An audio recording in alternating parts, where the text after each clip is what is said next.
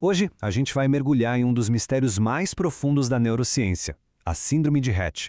É uma história que começa de um jeito que ninguém espera, com o desenvolvimento aparentemente perfeito de uma criança que, de repente, toma um rumo completamente diferente e dramático. Vamos nos guiar por essa pergunta. Imagina só, uma criança que está atingindo todas as marquinhas de desenvolvimento, sorrindo, aprendendo a segurar as coisas, crescendo bem e, então, de uma hora para outra, sem nenhuma explicação, tudo começa a andar para trás. Essa é a realidade desconcertante que está no centro da Síndrome de Rett.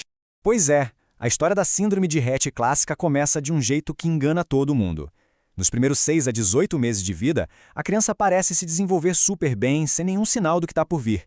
É uma fase de tranquilidade, de alegria, que torna a virada ainda mais chocante. Essa linha do tempo aqui mostra essa jornada de um jeito bem claro. A gente vê a fase normal no começo, seguida por uma estagnação, é como se o desenvolvimento pisasse no freio, e aí vem a parte mais devastadora, uma regressão muito rápida, onde as habilidades que já tinham sido conquistadas simplesmente se perdem. Depois disso, a condição se estabiliza, entra num platô, mas as perdas, infelizmente, já aconteceram.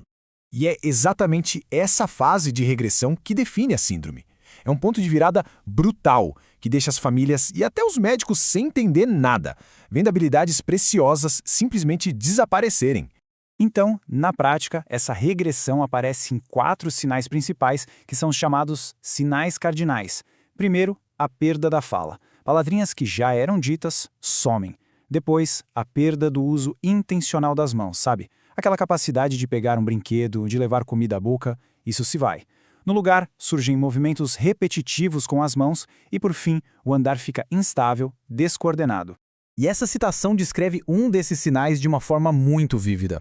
Esses movimentos de mão, que parecem um lavar de mãos ou um torcer, se tornam constantes. É uma das características mais visíveis e marcantes da síndrome, um sinal externo de toda a desordem neurológica que está acontecendo por dentro.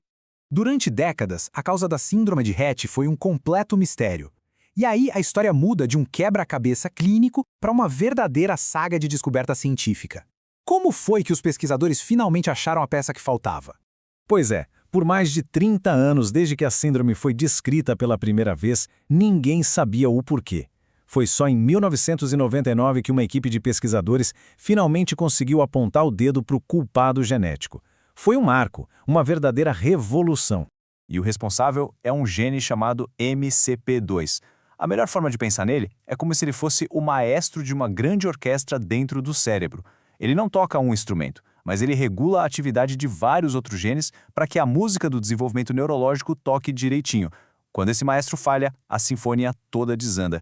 E olha só o tamanho da importância desse único gene. Cerca de 95% de todos os casos clássicos de Rett são causados por uma mutação aleatória espontânea nesse gene MECP2. Ou seja, não é algo que os pais passam para os filhos, na maioria das vezes.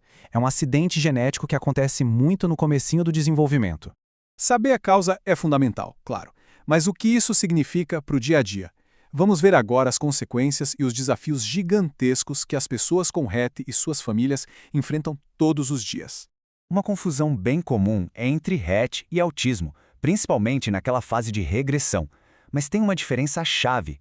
Enquanto no autismo clássico os desafios sociais costumam ser persistentes, muitas meninas com Rett, depois daquela fase de regressão, recuperam um contato visual super intenso. Elas demonstram um desejo enorme de interagir, mesmo sem conseguir falar ou usar as mãos. É o que muitos chamam de olhos que falam. E os problemas vão muito além dos sinais motores. A síndrome ataca o sistema nervoso autônomo, que é tipo o piloto automático do nosso corpo. Isso causa problemas respiratórios bem assustadores, como prender a respiração por longos períodos, distúrbios de sono terríveis, crises de choro ou irritabilidade que parecem não ter motivo. É uma desregulação geral do corpo.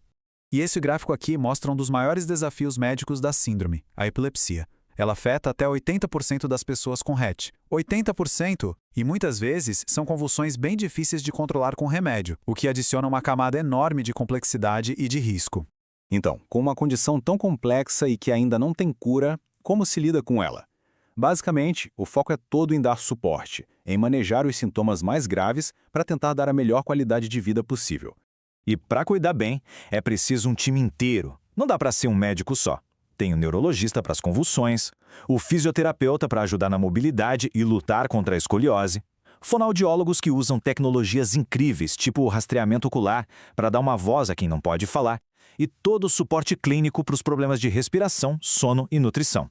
É um trabalho de equipe super abrangente.